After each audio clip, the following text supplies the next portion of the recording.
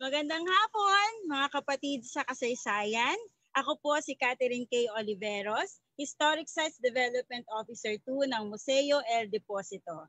Inaanyayahan po namin ang inyong aktibong pakikilahok sa pamamagitan ng pag-comment sa ating Facebook Live. Bago natin simulan ng ating virtual tour at talakayan, sasamahan tayo ng ating Senior Shrine Curator ng Museo ng Katipunan Pinaglabanan Memorial Shrine upang magbigay ng pambungad na pananalita. Magandang araw sa lahat ng participants para sa part 1 ng webinar na may titulong Ang Ilog sa Daloy ng Kasaysayan. In line with the celebration of the Museums and Galleries Month, ang Museo El Deposito ay naghanda ng isang 2-part webinar na nakapokus sa Ilog, Pasig. Layunin ng webinar na ito na bigyang diin ang halaga ng ilog sa pagkakatatag o pagkabuo ng mga sibilisasyon. Ang ilog, sa lahat ng uri o anyo ng tubig, marahil ay ang pinakaimportante sa lahat. Dahil sa kasaysayan ng mundo, ang mga sibilisasyon ay umusbong malapit sa mga ilog. Ang Mesopotamia sa Tigris at Euphrates, ang mga Egyptians sa Nile, ang Indian civilization sa Indus River, at ang mga Chinese sa Yellow River. Ito ang mga halimbawa ng mga sibilisasyon na naitatag, umusbong at naitala sa ating kasaysayan. Sa Pilipinas, ang isa sa mga pinaka-prominenteng ilog ay ang Ilog Pasig. Tulad ng mga nabanggit ko kanina, mayroon ding sibilisasyon o pamayanan ang umusbong malapit dito. Bago pa man dumating ang mga Kastila, ay isa ng maunlad na pamayanan na may komersyo at sistemang politikal ang lugar. At ang kasaysayan ng Ilog Pasig, ang impact nito sa mga nakapalibot dito at ang marka nito sa kasaysayan ay malalaman natin sa mga kwento ng ating mga speakers para sa 2-part webinar series. Muli, magandang araw sa lahat at hangad namin ang inyong pagkatuto sa webinar lecture na inihanda ng Museo El Deposito para sa pagdiriwang ng Museums and Galleries Month.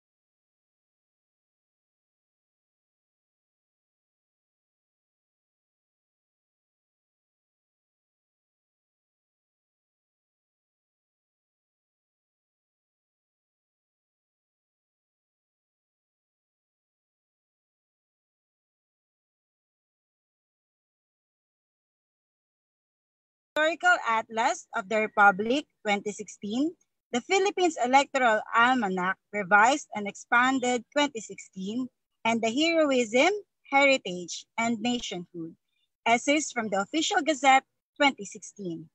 He was involved in the recent museum modernization projects of the National Historical Commission of the Philippines.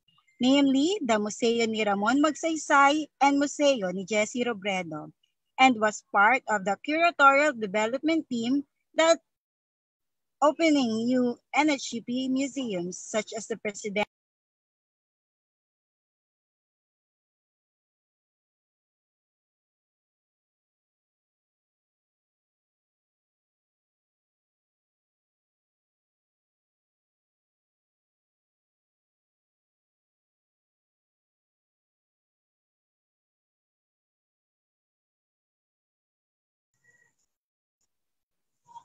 We will about to play once more the opening remarks from Mr. Christian Bernard Melendez. Magandang araw sa lahat ng participants para sa part 1 ng webinar na may titulong ang ilog sa daloy ng kasaysayan. In line with the celebration of the Museums and Galleries Month, ang Museo El Deposito ay naghanda ng isang 2-part webinar na nakapokus sa ilog, Pasig. Layunin ng webinar na ito na bigyang diin ang halaga ng ilog sa pagkakatatag o pagkabuo ng mga sibilisasyon. Ang ilog sa lahat ng uri o anyo ng tubig marahil ay ang pinakaimportante sa lahat. Dahil sa kasaysayan ng mundo, ang mga sibilisasyon ay umusbong malapit sa mga ilog. Ang Mesopotamia sa Tigris at Euphrates, ang mga Egyptians sa Nile, ang Indian civilization sa Indus River, at ang mga Chinese sa Yellow River. Ito ang mga halimbawa ng mga sibilisasyon na naitatag, umusbong at naitala sa ating kasaysayan. Sa Pilipinas, ang isa sa mga pinaka-prominenteng ilog ay ang Ilog Pasig. Tulad ng mga nabanggit ko kanina, mayroon ding sibilisasyon o pamayanan ang umusbong malapit dito. Bago pa man dumating ang mga Kastila, ay isa ng maunlad na pamayanan na may komersyo at sistemang politikal ang lugar. At ang kasaysayan ng Ilog Pasig, ang impact nito sa mga nakapalibot dito, at ang marka nito sa kasaysayan ay malalaman natin sa mga kwento ng ating mga speakers para sa 2-part webinar series. Muli, magandang araw sa lahat at hangad namin ang inyong pagkatuto sa webinar lecture na inihanda ng Museo El Deposito para sa pagdiriwang ng Museums and Galleries Month.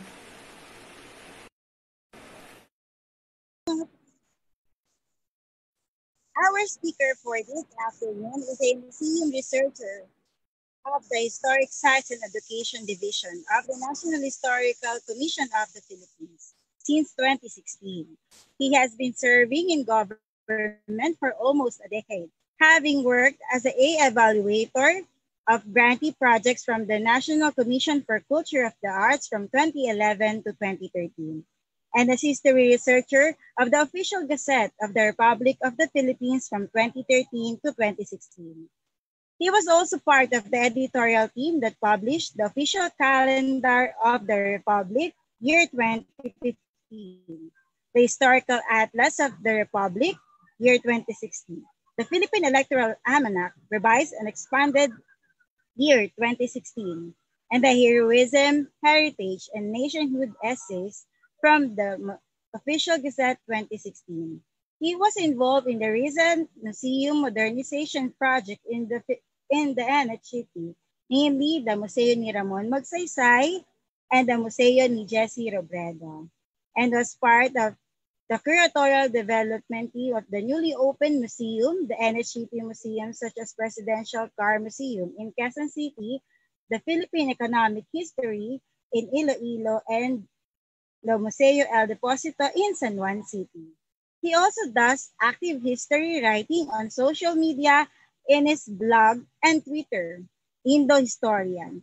He is finishing his master's studies in history at the University of the Philippines in Diliman, pursuing research on the history of government institutions. Let us all welcome Mr. Christopher Pasion. Good afternoon. Hello. Magandang umaga po, magandang hapon po sa ating lahat. Habang kayo ay sumusubaybay, susubukan po natin na i-recreate po ang ginagawa po namin dating taunang tour pagdating ho sa Pasig River. Hayaan niyo po ako i-share ang aking screen.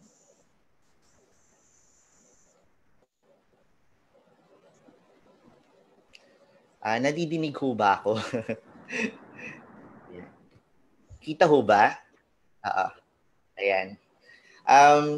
Unang-una ho sa lahat, sa kasaysayan po ng sangkatauhan, ang mga ilog po talaga ay nagsisilbing daluyan po ng kumbaga ng lahat ng pangangalakal, pagkain, dito ho nangingisda. Kaya yung marami pong mga sibilisasyon sa buong mundo nagsisimula sa mga ilog at hindi naman po waglit po sa ating kaalaman na ito pong Ilog Pasig ay matagal na hong nagkaroon ng marami pong settlement po dito, mga early polities po bago pa po dumating ang mga Kastila.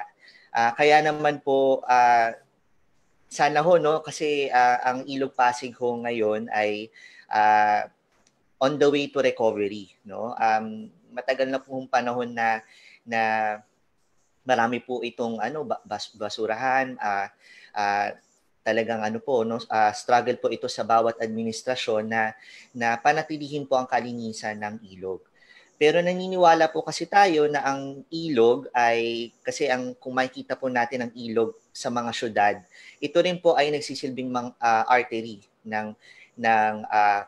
ng buong lungsod, And makita po natin, halimbawa kung pumunta po tayo sa lungsod ng Iloilo, yung efforts po na ginagawa po ng local government po doon ay kahanga-hanga po, kasi nilagyan po nila ng mangroves yung kanilang ilog at kita po natin, nilagyan po nila ng walkway yung gilid ng ilog. Talagang lahat po ng mga tao talagang mapapalingon sa ilog. Hindi ko katulad dito sa Maynila na yung mga kabahayan ho, yung mga structure nakatalikod, yung iba po doon po lumalabas yung mga waste products po ng mga pabrika. So kita po natin na kailangan po ng pagbabago ng kaisipan pagdating po sa Ilog Pasig. Hindi lang po basta-basta dapat linisin o panatilihin. Dapat po meron din po tayong historical thinking or historical perspective po pagdating po dito. Kasi kung alam po natin ang kwento ng ating ilog, ang Ilog Pasig, mapapahalagahan ho natin ito at magkakaroon po tayo ng mga ideya, maging creative po tayo para sa ganun ay mapanatili ito at lalo pang mapaganda. So, syempre, hindi po natin pwedeng mahalin ang hindi po natin alam at hindi po natin kilala. At isa pong paraan upang kilalanin ang Ilog Pasig ay sa pamamagitan ng kasaysayan. No? At mapalad po tayo kasi ang kasaysayan po ng Ilog Pasig ay nananatili pa din sa pamamagitan po ng mga naiwang mga struktura na nakapalibot po sa ilog. Ibabahagi ko ho sa inyo ang ginawa po naming tour noong June 9, 2017. Ito po ay sa ilalim po ng programa po ng ASEAN 50. At ito po ay sa pangangasiwa po ng PIA-NCR, ng NHCP, ng Pasig Rehabilitation Commission na na-dissolve na po noong 2019 at ng MMDA. Ang layunin po ng aming pong tour ay upang ipakita po sa mga tao na kahit na on the way to being restored ng Pasig River, hindi pa ito ganap na restored, bagamat kapuri-puri na po yung mga ginagawa ng lokal na pamahalaan pagdating po dito. Marami pa po tayong dapat gawin. At isa po sa mga aming pong advocacy ay ipakita po sa taong bayan, sa lahat po ng mga naninirahan po sa Maynila, lalo na po sa lahat po ng tinatamaan po ng Ilog Pasig, pati po yung mga tributaries po ng ilog na ito, na mga lungsod, magkaroon po ng pagpapahalaga po dito po sa ilog na ito. Ako po ay napalad na maging isa po sa mga tour guides. Kasama ko po na naging tour guide ay si Mr. Eufemio Agbayani III. Kami pong dalawa ay researchers po ng Historic Sites and Education Division po ng National Historical Commission of the Philippines. At ang ginawa po namin sa aming tour, pinakita po namin yung kabuuang kasaysayan ng Pilipinas sa pamamagitan po ng tour ng Pasig River. So, paano po namin nagawa yun? Hindi rin po namin alam. Pero ito po ay mabusising pangangaliksik at syempre po sa tour, kailangan po nating i-sustain ang attention po ng ating pong mga umattend. So, ito po yung sinakyan po namin, ang Pasig River Boat. Nagsimula po ang tour po namin mula sa Guadalupe Station ng Ilog Pasig papunta po, nag-end po yung aming pong tour dito po sa Intramuros. So may kita po natin yung kabuuan po ng aming pong tour. So makikita niyo po dito yung Guadalupe Ferry Station dito po sa bandang kanan. Tapos tinahak po namin papunta po hanggang dun po sa banda Fort Santiago. Dun po sa bunganga na po ng Ilog Pasig na bumubukas na po sa Manila Bay. So, ito po ay in coordination po ng MMDA. Siyempre po may mga ilang bahagi po ng ilog na nakasara. So, ito pong taunang tour po namin noon na sinimula noong 2016 at ginawa uli noong 2017 na kalahok na po kami ay may mga binuksan na po dito na mga areas po na restricted. Tulad po nung area po sa Malacanang, no? Kasi po yung seguridad po ng Office of the President. Okay. So, ito po yung malinaw na mapa. So, kita nyo po, no, para siyang nagwo-winding, no. So, ayun, yung aming pong tour ay nagsimula po sa Guadalupe at kami po ay lumusong doon, at mula po doon, nagsimula na po ang aming tour. Ang unang-una po naming ay pakita ko lang po sa inyo, no, ang ilang mga artworks po na nagawa, no, para ipakita po ang ganda ng Ilog Pasig. So ito po ay kay Charles Andrews from 1860. Ito naman po ay kay Esteban Villanueva, 1870s. So kita nyo po, no, part po ito ng part po talaga ito ng way of life po, no, ng mga panahon po ng kahit po ng mga panahon ng Kastila. So ang una po naming dinaanan ay ang Santa Ana. Ang Santa Ana po ay ay tinatagurian pong heritage zone po ng lahat po ng cultural agencies po ng pamahalaan, no. Makikita po dito yung lumang simbahan po na tinayo ng mga Pransiskano po noong 1870.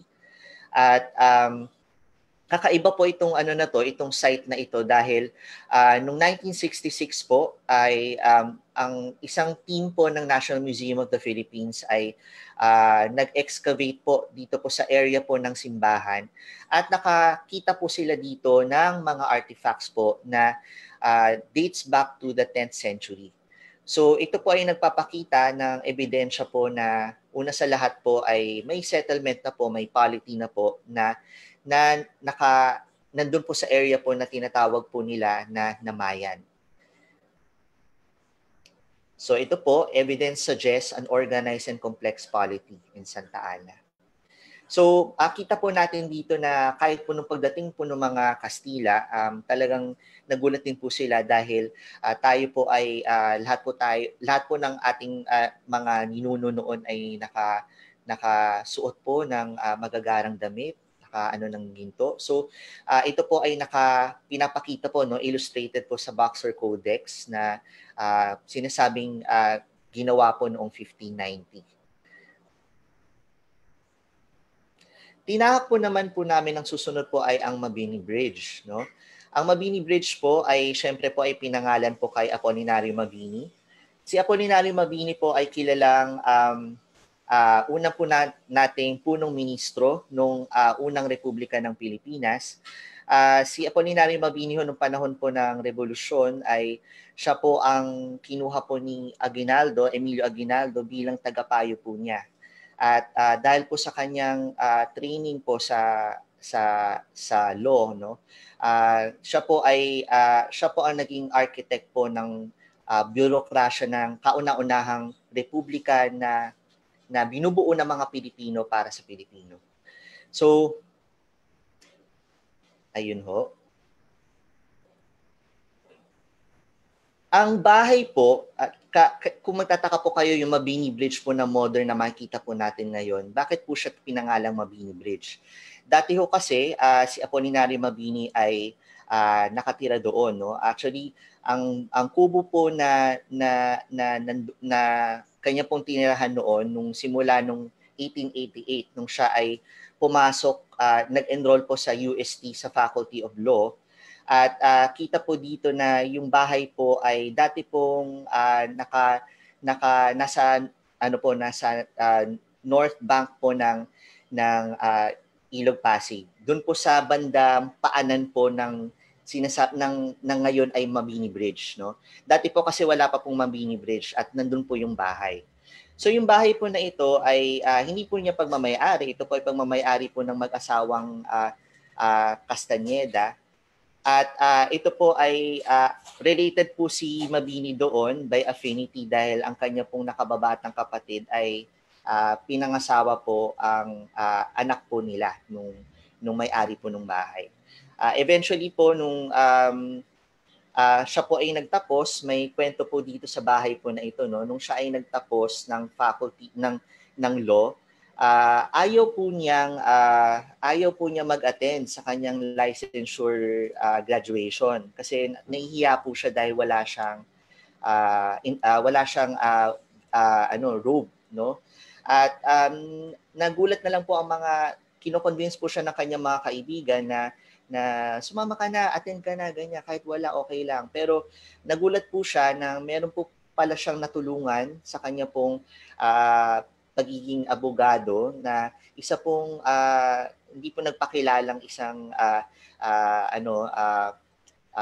babaeng matrona na binigyan po siya ng sarili niyang robe. No? Kaya po siya naka-attend at dahil po doon ay nagkaroon siya ng lisensya po sa abogasya. So ito na po yung Mabini Bridge ngayon. Dati po ang Mabini Bridge ay wala pong tulay, no? Tulad po nung sinabi ko, wala pong tulay diyan. Nung panahon po hanggang 1934 po, no, bago po bumukas ang Commonwealth of the Philippines, ang ating transitional government to independence from the United States. Ito po ay walang tulay. Dumating po ang panahon na binili po ng Malacanang ang Southern Bank po kung saan po nandun tumatama yung magiging tulay, no? At ginawa po nila itong Malacanang Park. So ito po, kita nyo po yung Malacanang Park, ito po yung nasa kaliwa ng larawan. Okay? Wala pa pong tulay niyan. Nung panahon po ng World War II, dahil po nililikas po nung panahon po kasi ng World War II, nung Battle for the Liberation of Manila, yung mga Hapon po talaga ay yung Imperial Japanese Army, mga Marines po ito, no? Sila po ay talagang kinulong po nila yung mga tao at they had systematic massacres po sa buong syudad. Sinira po nila ang ilang mga bahagi ng lungsod. Makikita po natin ito mamaya.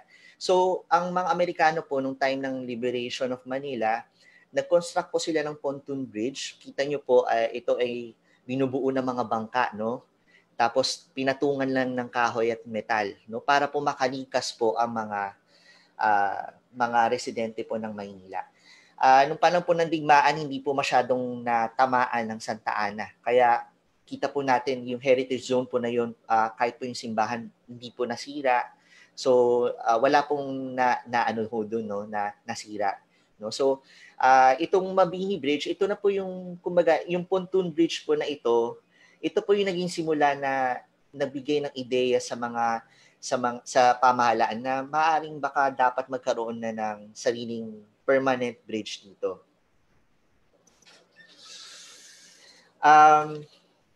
Okay. So, dahil sa road widening, no, ay river widening na ginawa noong 2007, kasi ang nangyari doon, babalikan ko lang ho, pagkatapos po nung digmaan at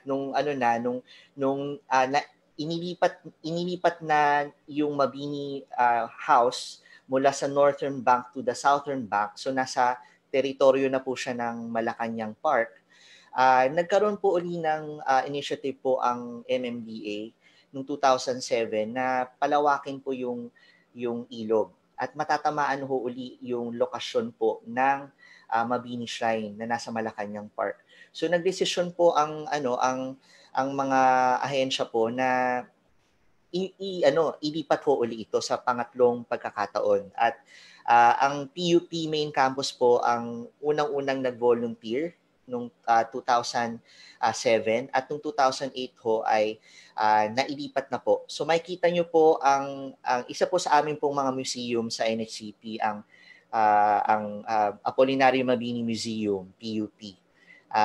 Nandun po siya ngayon, no? Doon na po siya nakalaga. Pero hindi po yun ang original niyang site. Ang original niyang site ay nasa northern na dulo po ng Mabini Bridge. Okay. So, tutuloy na po tayo sa Malacanang.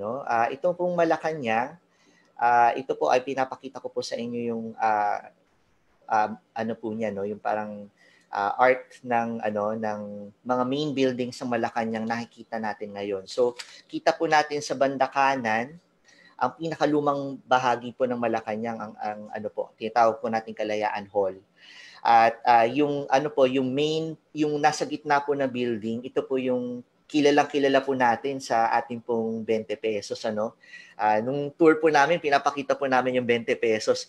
Yung yung facade po ng Malacanang na nasa gitnang building na ito mula sa ilog, yun po yung nakikita, no? Pero pag mula po sa mismong harap po ng Malacanang na nakatalikod sa ilog, hindi niyo po ito makikita.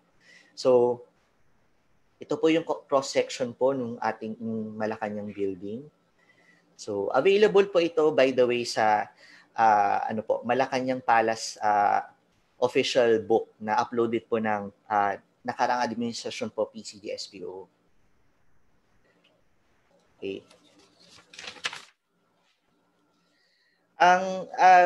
Tulad po ng nabanggit ko, no, tayo po ay sinakop ng Espanya sa loob po ng 3 siglo. At ang tulad po ng maraming pong mga lumayang bansa mula sa Espanya, tulad po ng mga republika po sa South America, marami pong yung mga dati pong palasyo ng kanilang mga Spanish administrators ay naging palasyo din po ng kanilang mga pangulo.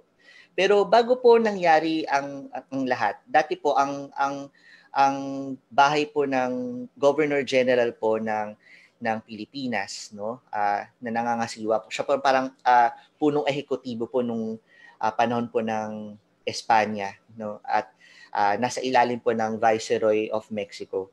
So ang dumating po ang panahon na yung marami pong mga nagsasabi noon nung panahon ng mga Kastila na sa Intramuros po napakainit at hindi siya ideal for relaxation for yung residente po doon ng Governor General. So nagsimula po silang maghanap ng isang rest house po na medyo a stone's throw away from Intramuros. And nakita po nila ito, no, itong bahay po na ito na dating summer house po ni Don Luis Rocha na tinayo po noong 1750. At ito po ay binili ng Spanish colonial government noong 1825 upang maging maging residence na po ng Governor General. So mula po dito, dumating ang panahon na ang Malacanang po ay binigyan po ng option po, no, nung time na palaya na po tayo sa Amerika, maging ang mga American Governor Generals po ay nakatira po dito sa Malacanang, specifically po dun sa ngayon po ay Kalayaan Hall. At yung in-insist po ni Pangulong Manuel L. Quezon na siya dapat ang tumira sa Malacanang, no? At dahil po doon yung Governor General ng Amerikanong Governor General, siya naman po ay lumipat dun sa High Commissioner's Residence na ngayon po ay tinatawag nating US Embassy. Yung lugar po ng US Embassy. Doon po sila ngayon. So, dati po, no, bakit po naging Malacanang? No? Sabi po nila, yung typical po na kwento na may lakan diyan, no? Yung sinasabi po nila yung paulit-ulit sa mga place names. So pero hindi po natin alam kung ito ay totoo, no? We could only depend on oral tradition, which is not necessarily factual. At ginawa po itong naging na lang siyang Malacanang. Okay? So it is now the official residence of the President of the Philippines. So sa loob po ng mga mahigit 175 years, no, ito po ay nasa pangangalaga po ng pamahalaan. Ang recent po na extensive renovation po sa palasyo pong ito ay noong panahon po ni Imelda Marcos noong 1978, no. Talagang marami po siyang ni-remove po dito at nilagay, no. At naging talagang sobrang lavish po ito, no, nung panahon po nila. Ito pinapakita ko po sa inyo isang litrato po ng juxtaposed photo po nung panahon po ng Battle of Manila noong World War II. Sinasabi ko po sa inyo na itong yung Santa Ana po hanggang dito po sa Malacanang, hindi po ito naapektuhan ng pagkasira ng Maynila noong digmaan. Kaya marami po dito sa building po na ito pa rin po sila hanggang ngayon, no? Hindi po ito ni-rebuild, no? Yung actual po ng design nito, ganun pa rin siya ngayon. So ito po yung Malacanang, yung pinakalumang building po ng Malacanang, yung Kalayaan Hall nung before the war. So ito po yung dito po dumaan yung aming pong cruise na yung ferry po namin, no. Nakita po ng mga tao ito. Syempre po dahil nagtutour kami, hindi namin nakita. Pero yung mga yung mga nag-attend po, nakita po nila, nag-photograph po sila dito. Yung bahay pangarap po, yung sinasabi pong presidential rest house na sa matagal na panahon po ay naging residence po, halimbawa po ni Pangulong Benigno S. Aquino III at ni Pangulong Rodrigo Duterte, ay rest house po na pinatayo po ni First Lady Eva Macapagal, ang asawa po ni Pangulong Diosdado Macapagal.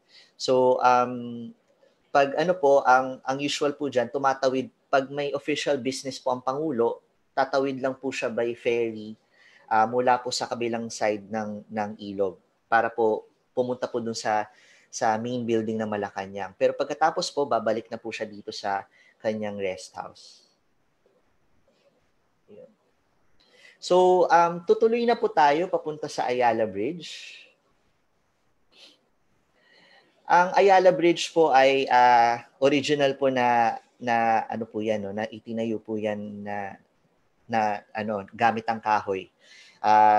It was replaced by steel nung mga early on, pero it was first rebuilt nung 1870. It was first built nung 1872.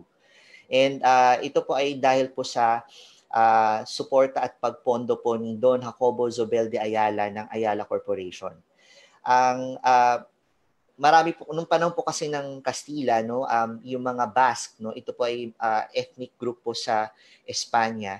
Sila po yung talagang entrepreneurial, no. Marami pong business minded po sila, and nakita po nila na yung kolonya po ng Espanya tulad ng Pilipinas ay viable for business, at marami po sa mga Basque families, no, ay isa sa mga pioneers po ng ekonomiya ng Pilipinas, lalo na nung natapos po ang Manila Galleon Trade, no, nung 1800s.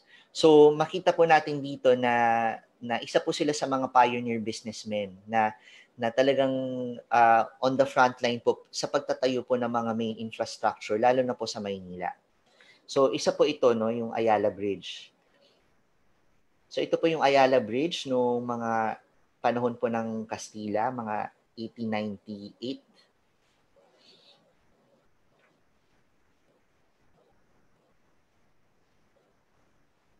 So ito na po yung Ayala Bridge, no, nung it was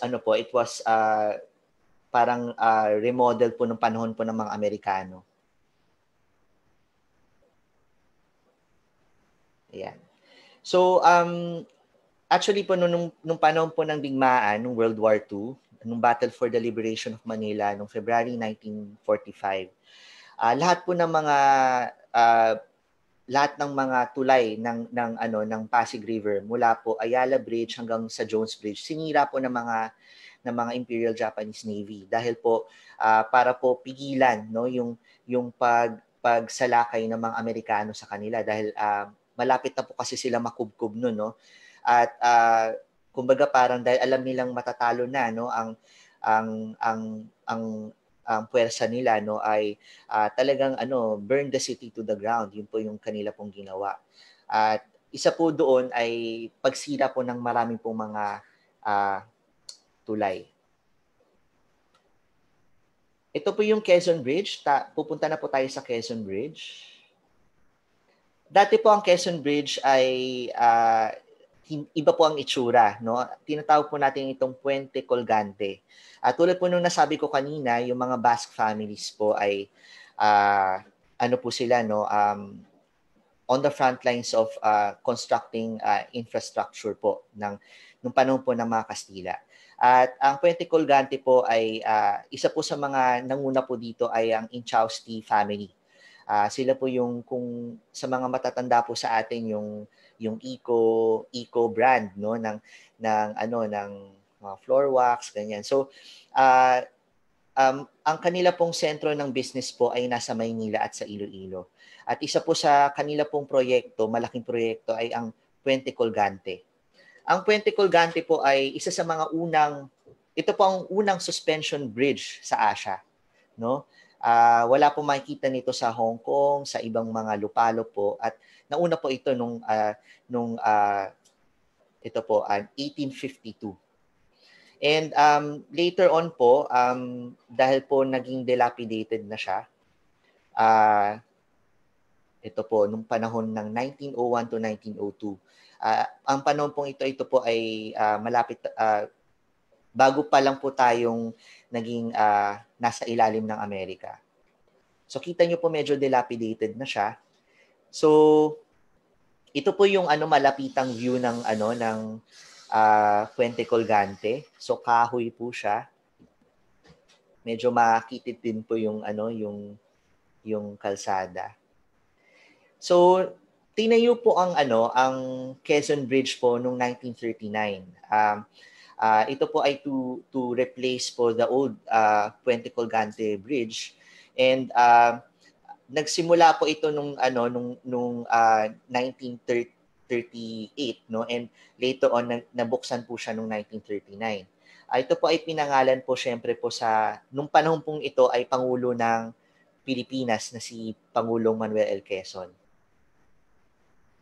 So si Manuel L. Quezon po, alam po natin sa ating head knowledge ng kasaysayan ay ang ikalawang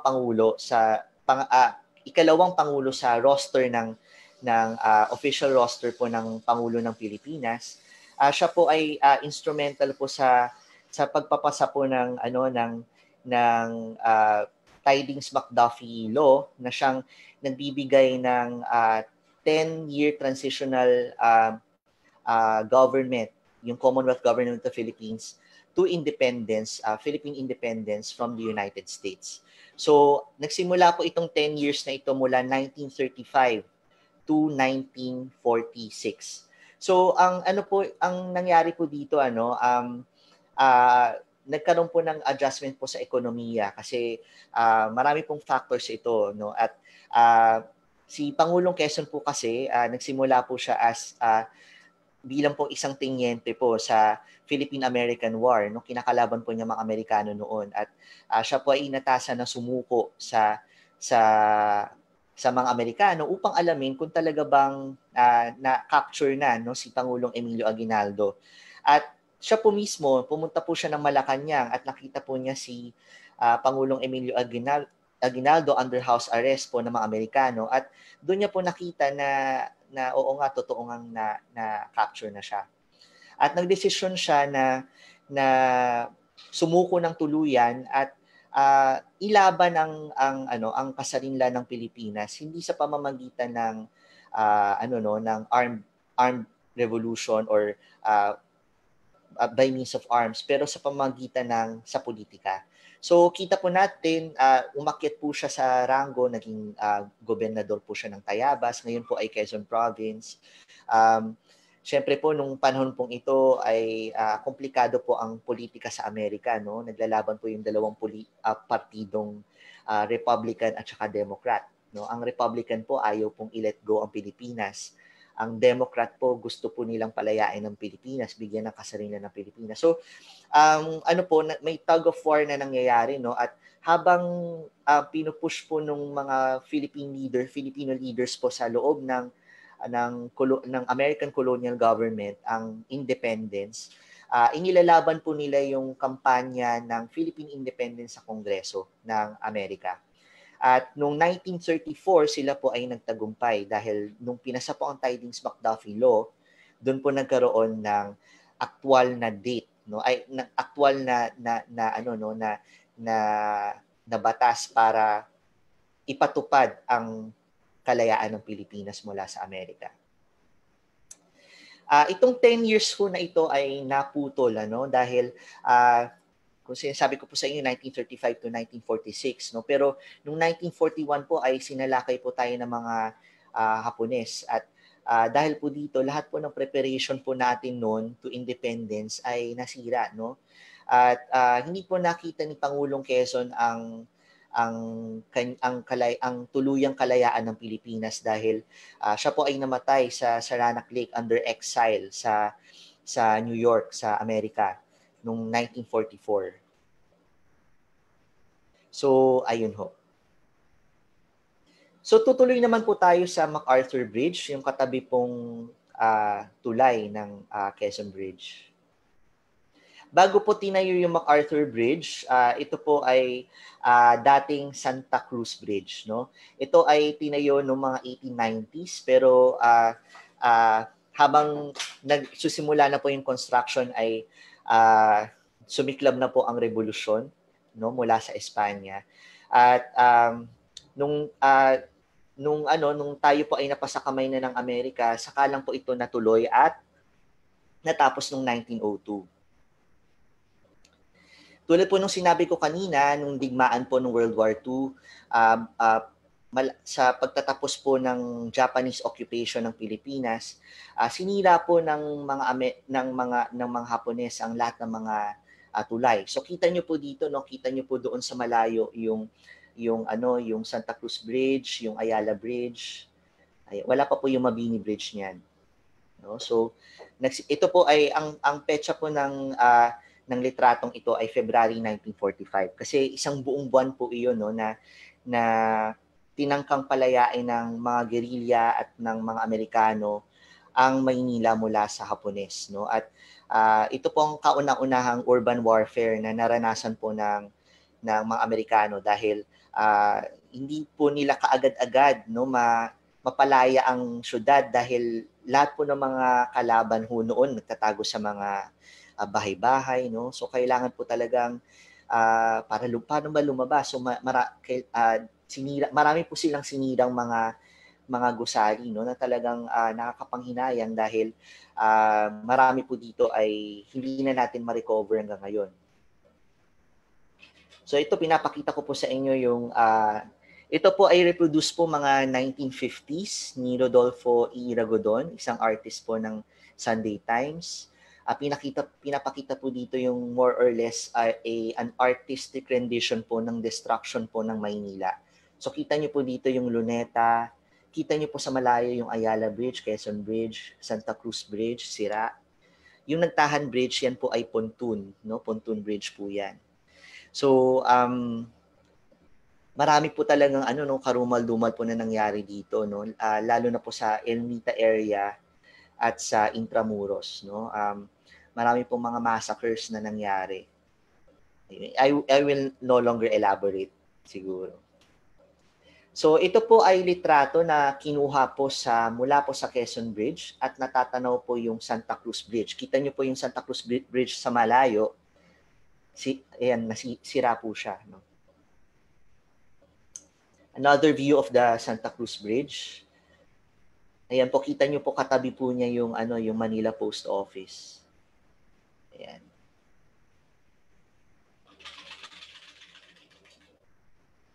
So tutuloy naman po tayo sa ano po dun sa pinalit po na bridge po sa Santa Cruz Bridge. Ito po ay ang MacArthur Bridge.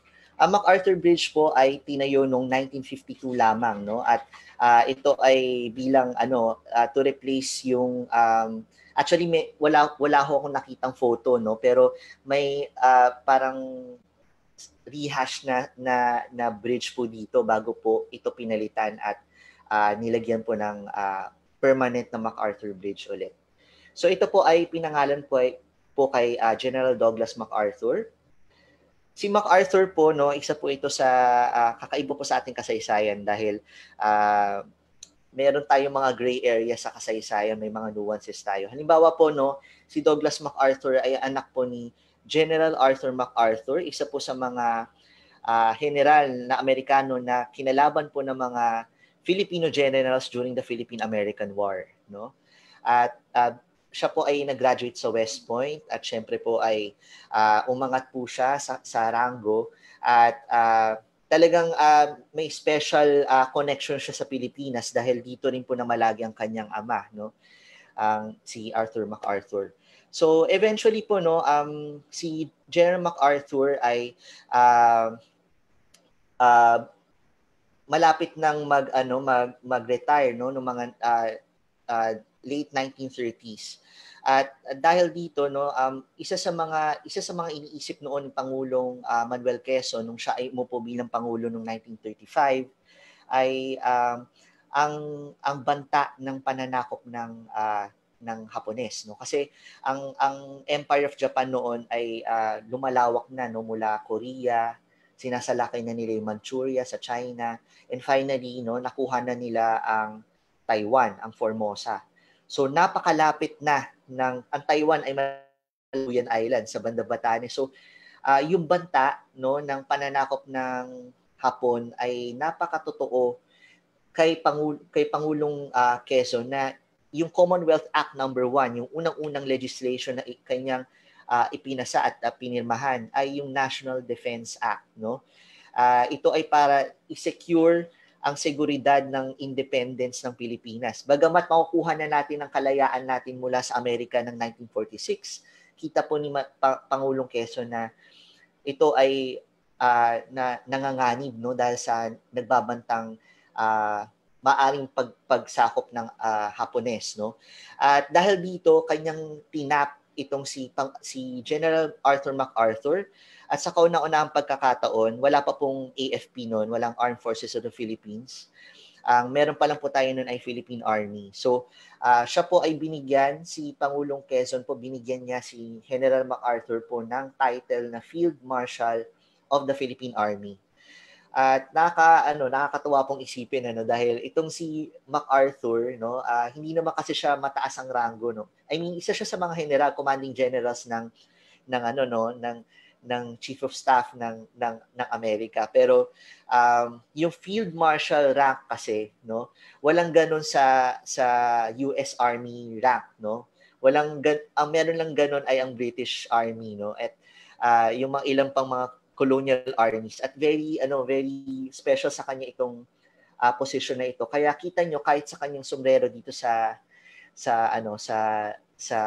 kanang litrato, yung sombrero niya, yan yung kanyang Field Marshal hat, no? Talagang gustong-gusto niyang suotin yan. Isa sa kanyang talagang nung panahon ng pananakop ng Hapon noong 1941, isa sa mga mga pangako niya noon, I shall return, no? Pero siguro mas magandang gawin nating Filipino point of view itong ating kasaysayan. Mas magandang i-emphasize natin na hindi lang I shall return yung nangyari noong October 20, 1944, yung pagbabalik ni MacArthur. Higit sa lahat, ito rin ang kauna-unahang pagkakataon na na-reestablish, no, na muling naitaguyod ang pamalang Commonwealth ng Pilipinas sa Philippine soil. Kasi mula 1942, no, inilikas yung Commonwealth government in exile mula sa Corregidor Island patungong Australia and then patungong Washington DC. So mula 1941 to 1944, meron tayong 1945, meron tayong dalawang pangulo, no? Si Pangulong Jose P. Laurel, no, na nasa ilalim ng mga Hapones, at si Pangulong Quezon noon, no, na nasa Commonwealth Government in Exile sa Amerika.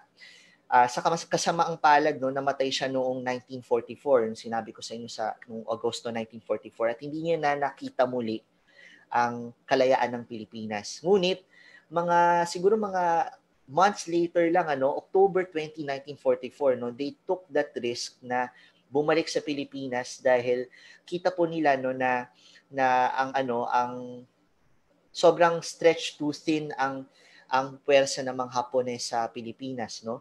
At ang pagsalakay nila sa Leyte will virtually cut off their supply lines mula Japan patungong Indonesia. So, kumbaga parang ikakat mo sa gitna sa Leyte, no, yung supply line. Kaya nung pagland nila sa Leyte, it was the first time ever, no, na nagkaroon ng na-reestablish uli ang Commonwealth Government on Philippine soil.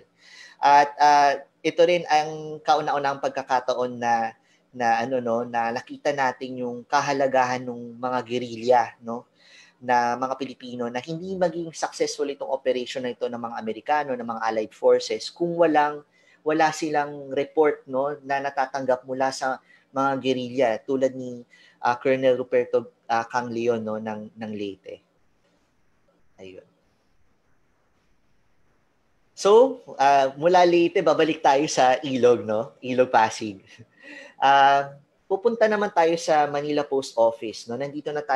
Lumampas na tayo sa Quezon Bridge, sa MacArthur Bridge. Dito na tayo sa Manila Post Office. So, kitang-kita po natin ang Manila Post Office po ay neoclassical architecture, no? Nung panahon pong ito ay naitayo noong 1926. Ito po ay kumbaga parang ang tinaguriang the in-thing architecture pagdating po sa mga government buildings. Very imposing, no, yung itsura, and talagang it opens up to a boulevard, no? Kita niyo po yung disenyo. At syempre po nung sinituate po ito originally, itong post office po na ito, according po dun sa design po ni Daniel Burnham, na siya pong nagtangkang i-disenyo po ang Maynila noong mga early 1900s. At si Daniel Burnham din po ang nagdisenyo po ng Chicago city planning at ng Baguio, no? So, bakit po ang post office ay malapit sa ilog, no? Ito po ay para sa easy water transportation po ng mail, nung snail mail po na tinatawag natin ngayon. Hindi na po siya uso ngayon, no, kasi meron na tayong email and other forms of faster communication. Nung panahon po, ito po pala ay at itinayo po ito po ay dinisenyo po ni Juan Arellano. Isa po siyang Filipino architect, no, na pensyonado po. Pag sinabi po natin pensyonado, isa po siya sa mga naka-benefit po dun sa programa po ng mga Amerikano na paaralin, no, ang ilang mga intelektual na Pilipino sa Amerika upang bumalik at mag-contribute po sa colonial colonial aspirations nila, no. Pero siguro lingid din po sa ating kaalaman, no, ang mga pensyonado po ay hindi necessarily colonial pagdating kasi kahit po sila, no, nung sila po ay nag-aral sa Amerika, naging mga aktivista din po sila. Nakita po nila yung racial discrimination sa Amerika, nakitang-kita po sa mga campuses habang sila ay nag-aaral, at lalo pong napaigting ang kanilang pagnanasang mapalaya ang Pilipinas mula sa Amerika. At si Juan Arellano po, ginamit po niya ang kanyang kaalaman sa architecture para i-disenyo po virtually halos lahat po ng mga iconic historical buildings sa Maynila. Yung mga sikat po, no, ay siya po nagdisenyo, tulad po ng ng Manila Metropolitan, ang Old Legislative Building po na ngayon po ay National Museum of Fine Arts, ang Rizal Memorial Stadium po, at syempre po yung Cebu Provincial Capital. pati po yung ano po yung old Iloilo ano po no City Hall na ngayon po ay ano po building na po ng UP Visayas, and yung Old Haro Municipal Hall no sa Iloilo. So he's virtually all over the place, kahit pati siya rin po ang nagdisenyo po ng Jones Bridge. So talagang ano po ito no, kahanga-hanga po itong taong ito.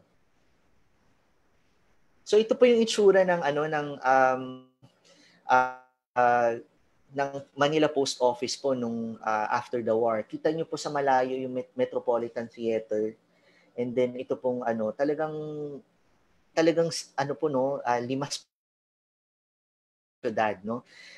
Sabi nga po nila nung after the war nung mga March, kasi they had to spray pesticides kasi talagang yung stench nung mga katawan na naiwan sa kalsada, talagang siya no, horrifying talaga siya no. Kaya nga sinasabi nila na ang Maynila daw ho ang nung panahong ito no, ito ang pangalawa na pinakasirang kabisera ng Allied nation nung World War II. Pangalawa lang po sa Warsaw, Poland. So kita po natin yung bakas po ng pagkasira po ng Maynila, makita po natin hanggang ngayon ano. And siguro po yung marami pong mga problema po ng ating pong syudad ng Maynila, matitrace po natin dun sa patsi-patsi na pag re-restore po dun sa mula po sa destruction na ito. Nung muli pong naitayo ang Manila Post Office, tulad din po ng mga iba pong mga buildings po na nasira ng World War II, ito po ay ginamit po na pondo dito ay ang yung rehabilitation fund po na nakuha po natin sa Amerika. Hindi na po siya kasing gara po sa disenyo tulad po nung original. Kitang-kita nyo po ito pag ihahambing nyo po yung mga litrato no. Halimbawa po yung litrato po ng Old Legislative Building sa ngayon po, ibang-iba na po siya no. Wala na po yung intricate designs niya.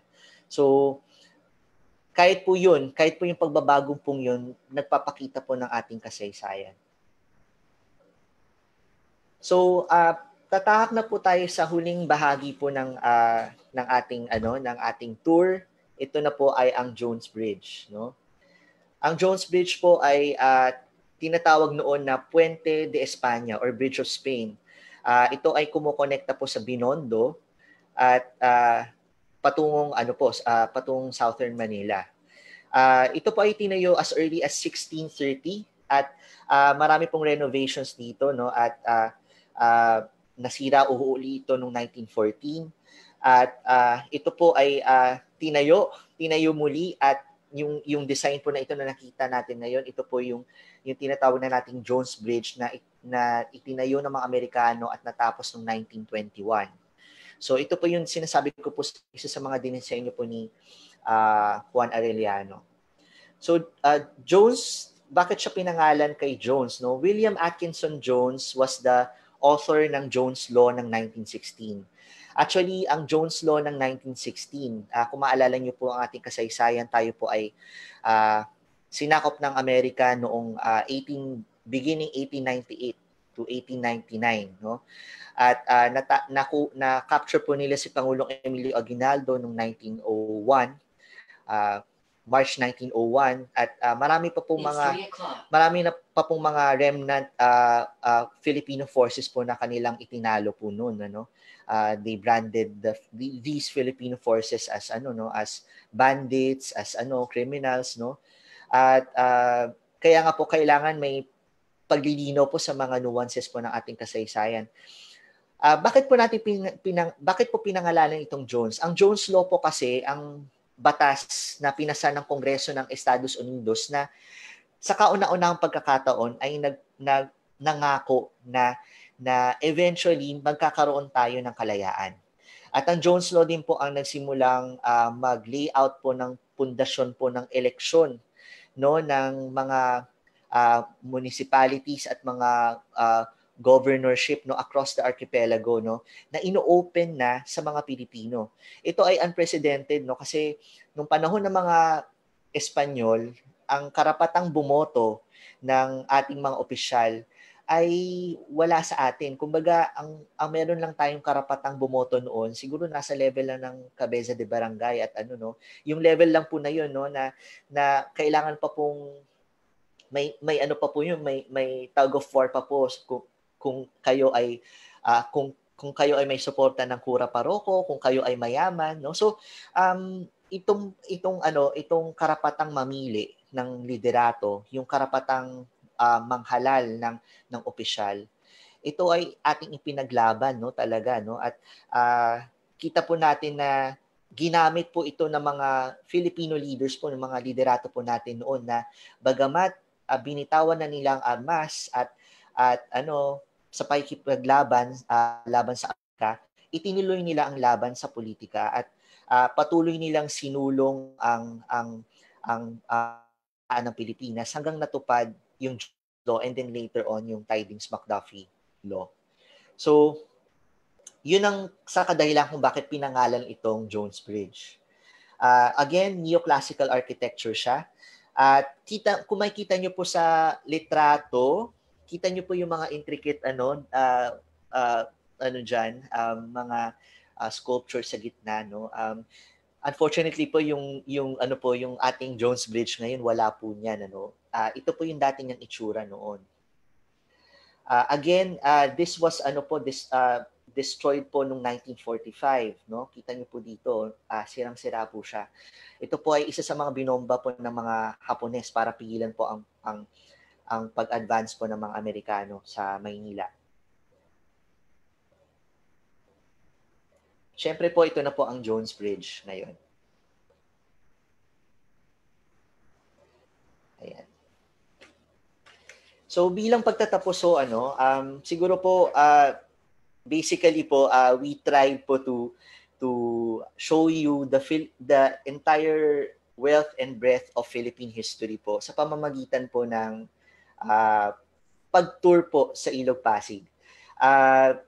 Ito po lang po ito no, rough draft lang po ito na amin pong ginawa noon ano at siguro po ang isa po kasi na binibigay po sa atin ng kasaysayan ay yung lawak ng kaisipan no na makikita po natin habang nag-aaral tayo ng kasaysayan, nakikita natin na lahat ng mga desisyon natin bilang individual ay hindi lamang nananatili sa atin, pero ang mga individual na desisyon na ito ay humuhugis sa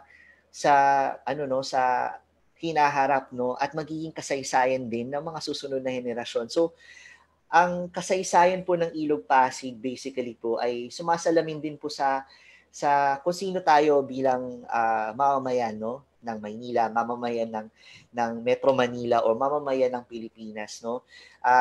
Maaring ito ay siguro maliit na bahagi lamang ng kasaysayan ng Pilipinas, pero kung titingnan po natin no habang hinahalughog po natin ang kwentong ito ng Ilog Pasig, lalong bumubukas ang isipan natin na hindi pala ganun lang yon o hindi pala yung mga structure doon hindi lang pala siya nangyari lang no, may mga kwento ito na nasa likod nito na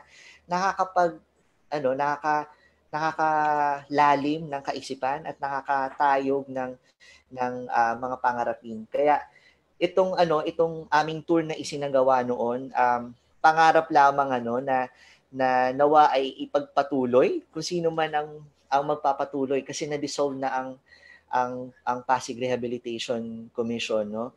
At kasi yun na yung sinasabi ko sa inyo ang ilog ang mga ilog sa syudad ito ay nagsisilbing artery ng ating mga lungsod no.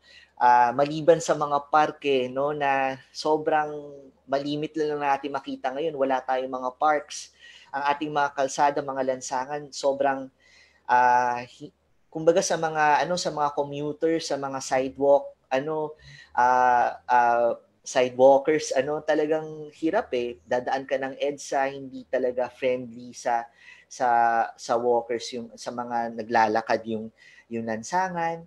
So kahit kita nyo, kahit sa Ilog Pasig, hindi rin friendly yung pag pag nakita mo, meron kang maamoy, ganyan.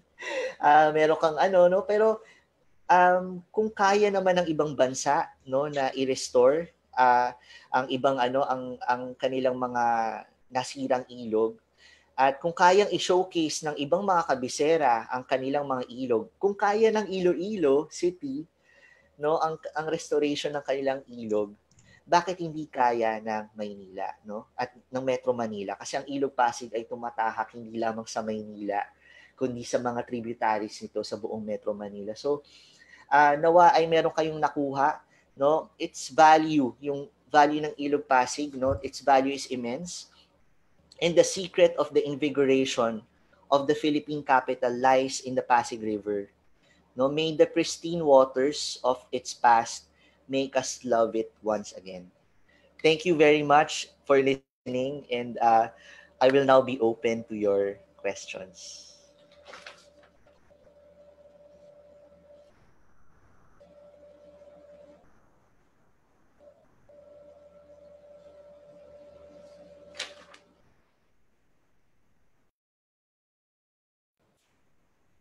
Okay. Ayun. So, okay, sige.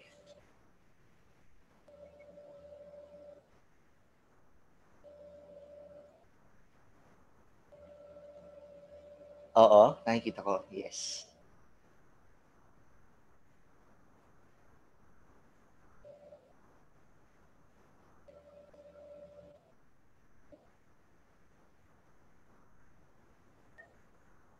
Okay. Siguro yung question ni Geneva Caillas, gaano kalaki ang naging papel ng Ilog Pasig sa ikinauunlad ng ekonomiya nung araw? Napaka-general ng question, ano? Um, Dati kasi, no, ang Ilog Pasig ay bumubuka mula patungo Manila Bay, at ang Manila Bay ay natural na harbor, no. Marami ditong mga ngalakal na pumupunta mula nung pre-colonial period, nung bago pa dumating ang mga Kastila, no. May mga ekonomistang nagsasabi na it's really a wonder na magiiwan yung mga Chinese, no, ng produkto nila, no, at babalikan nila mga ilang buwan, tapos pagbalik, no, ayan na yung kapalit, no, at yung produkto nila makita as all the way to the hinterland of Luzon. So nung panahong ito, kahit na noon pa man, yung Ilog Pasig ay naging part ng ng vast network of trade, no. At siguro kailangan ng marami nang naisulat yung mga historiador dito sa panahon ng Espanyol, sa panahon ng bago tayo nasakop ng Espanya, sa panahon ng Amerikano, at sa panahon natin ngayon. So napakalawak no, at hindi maikakaila na ang Ilog Pasig hindi lang siya naging source of food, no, naging source din siya of livelihood and trade. So kung makikita nyo, kahit na yung communication, no, yung snail mail mula sa Manila Post Office ay naging kagamit-gamit ang Ilog Pasig noon, no. At yung mga vacation houses noon naka-line up sa Ilog Pasig nung panahon ng mga Kastila, dahil ang ilog ay nagbibigay ng ng lamig, no, sariwa ng hangin. So the economic value of the river is immense. Ayun, napakalawak kasi ng tanong. So, ayun. Should I continue answering? Ayan. So, narito tayo ngayon sa tabi ng Ilog Pasig. Yan, mga kapatid. Makikita niyo po ang Ilog Pasig. Itutur ko kayo, a glimpse of Ilog Pasig. Ayan. So, ngayon, makikita niyo sa kabilang bahagi, yun yung lumang tambakan ng Petron at ng Shell, na ngayon ay nailipat na sa Bataan. Ngayon, kung matatanaw ninyo, wala na siya yung mga malalaking tangke na dati nating makikita rito. Ngayon, ang Ilog Pasig natin ay totoo na yung nababalitaan natin sa TV na maraming mga water lilies. Oo, marami talagang water lily ngayon. At yung mga isdang lumalangoy dito, puros mga janitor fish na. Okay? Dito naman sa side na to, kung matatanaw nyo rin, Dito, pagtawid ng ilog, dito rin dumadaan yung tren ng PNR mula Pandacan Station hanggang PUP Santa Mesa Station. Okay?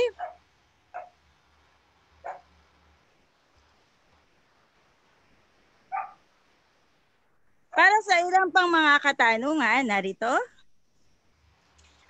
Binabati rin po natin ang ating mga kasama ngayong hapon sa National Historical Commission of the Philippines sa pangunguna ng aming hepe na si Gina C. Batua at ang aming supervisor na si Sir Bota at Ipagtangkilik. Binabati din po natin siya Cebu, Antique, Sampa at sa iba pang bahagi ng Pilipinas na kasalukuyang nag-i-stream live kasama natin. So ito pa yung ating mga tanong, Sir Chris. Ayan.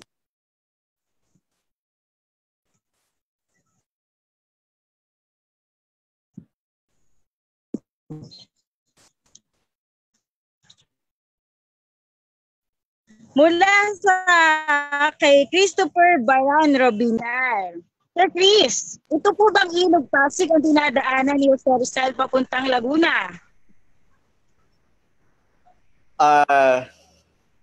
Alam kong hindi ako familiar doon pero alam kong lahat ng mga pumupunta papuntang Antipolo para tumuloy doon sa pilgrimage, doon sa Birhen sa Antipolo. Pumupunta sila ng Santa Ana tapos mula doon may pathway yung ilog papunta sa mga tributaries patungong Antipolo. So ano siya, ayun, yun ang alam ko, no? Hindi ko alam yung part na iyon. Pero I'm sure, mas namamalagi si Rizal sa Laguna Bay kaysa sa Ilog Pasig. Tama, Kuya Chris? Di ba? Ang Ilog Pasig kasi ay hindi naman connected sa, di ba? Tama ba ako? Masyadong malayo. Laguna de Bay. Isa pang tanong muna kay Geneva Velonza Cayas. Gaano kalaki ang naging papel ng Ilog Pasig sa ikaunlad? Nasagot na. Ayan, nasagot ko na. Okay. Ano po ba ang plano sa Pasig Ferry Boat? Dahil tila bumababa ang kalidad at tumatangkilik sa nasabing transportasyon. Tanong ni Jimmy Cipriano Uy, Jr. Ako, tayo ba ang tamang ahensya na tanongin dyan? I think dapat ang tanongin natin ay ang MMDA, no? Ako kasi taga Marikina ako, no? Nag-broadcast ako mula sa Marikina at naalala ko noon, may plano noon na gawing alternative commuting vehicle, yung mga ferry boats ng Pasig, no? At yung isa sa mga tributary ng Pasig River ay yung Marikina River. No, so may station kami dito malapit sa riverbanks na I think nagsimula ito nung panahon pa ng Arroyo administration, hindi na siya naituloy. So yung mga estasyon na itinayo sa mga riverbank all the way mula Marikina tributary hanggang sa ibang mga tributary sa San Juan. Na lang siya, hindi na siya nagamit ng tuluyan. Yung iba, ginagamit na lang ng LGU sa ibang mga bagay. Pero naalala ko, I think years ago, may isang kong kaibigan na nag-commute. Sumakay siya ng Pasig River boat. At kailangan mo lang magsuot ng salakot kasi dumidikit yung amoy sa'yo. Yun? Siya sa office niya noon. So, medyo, yun nga yung, isa sa mga kailangan natin ayusin, no?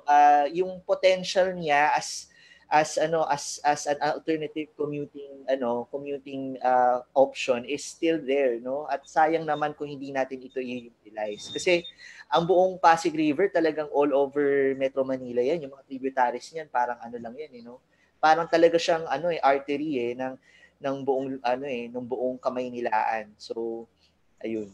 Pero to add din doon, Kuya Chris, ako personally, ako'y tumatangkilik sa Pasig River Ferry boat. Dahil dito sa amin, malapit sa PUP, na-try ko ng sakyan yung mula PUP Station hanggang Loton. So, nung time na yon, hanggang ngayon, libre pa ang Pasig Ferry boat. Pero dahil nga pandemic, 50% lang ng boat capacity ang ginagamit natin sa ngayon. So, active pa yung mga station mula Pinagbuhatan, Pasig hanggang Escolta. Kaya yung mga gustong mamasyal dyan sa Pasig River, pwede nyong sakyan yung Pasig River ferry boat natin. I-search nyo lang sa MMDA dahil sila ngayon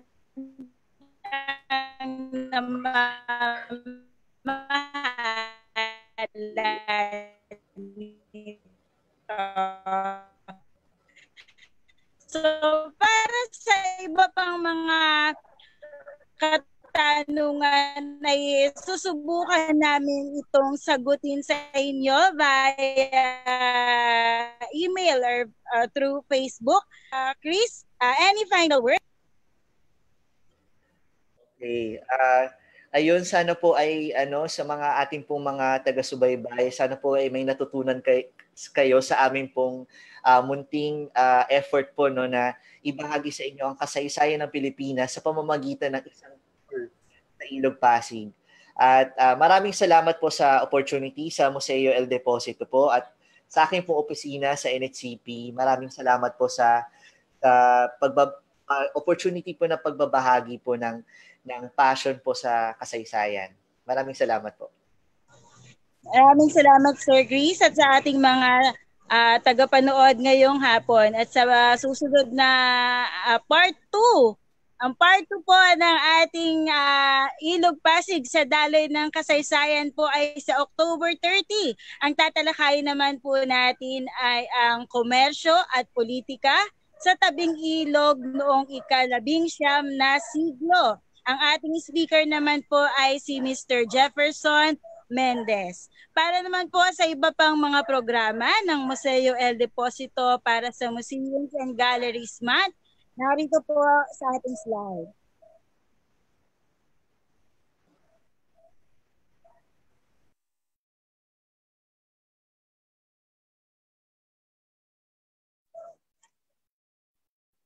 Ayan.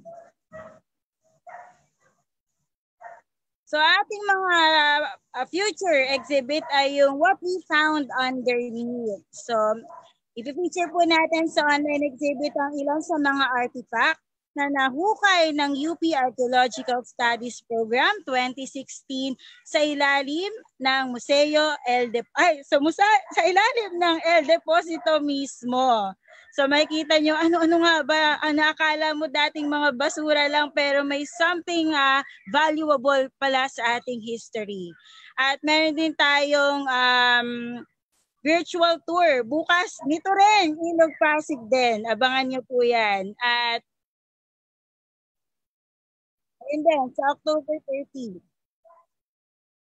Sa October 30 naman yung ating part 2 ng Ilog Pasig sa Daloy ng Kasaysayan. Okay, maraming salamat po sa inyo. Narito po ang ating Museo El Deposito team with Sir Francis Christopher Pasion. Thank you very much and God bless to all. Thank you so much.